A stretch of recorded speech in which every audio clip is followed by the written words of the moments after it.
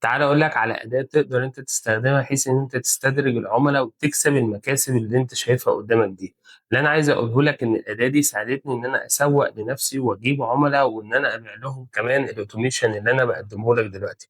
اللي أنا عايز أقوله لك كمان إن أنت مش شرط إن أنت تسوّق للautomation، ممكن تسوّق من خلال الأداة دي لأي عميل وكمان تستدرجه وكمان تحاول إن أنت تقنعه بالمنتج بتاعك. اللي ما يعرفنيش، أنا إبراهيم خليل وباقدم خدمات التسويق والأتمتة، وباستخدم أدوات تكنولوجية كتير من ضمنها الأداة اللي أنا هاشرحها لك النهارده واللي أنت شايفها قدامك دي. طب إيه هي الأداة دي يا إبراهيم؟ الأداة دي هي عبارة عن أوتوميشن للإيميلات، واللي ما يعرفش، اللي عايز يجيب شغل يتعامل بالإيميل ما يتعاملش بالواتساب. لأن أنا عايز أقول لك إن الشركات المتوسطة وكمان الشركات الكبيرة ما بيتعاملوش غير بالإيميلات، حرفيًا 24 ساعة فاتحين الإيميلات، وعايز أقول لك هم بيبقوا مهتمين جدًا لأن هم مستنيين الإيميل بتاعك حرفيًا، بس محتاج حاجة صغيرة قد كده إن أنا أقنعهم بالمنتج بتاعي وأعرّفهم إيه العيوب اللي عندهم وإيه اللي أنا المفروض أقدّمه لهم، وده اللي إحنا هنتكلّم فيه في فيديو النهارده.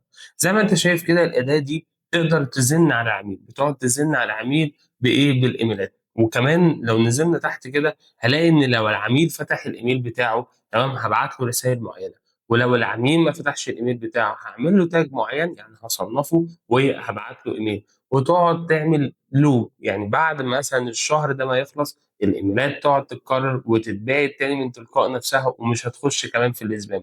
لو عايز تعرف تفاصيل أكتر عن الأداة دي اكتب لي بس كلمة تم وهابعت لك الشرح وهابعت لك كمان الweb site ده مجانًا.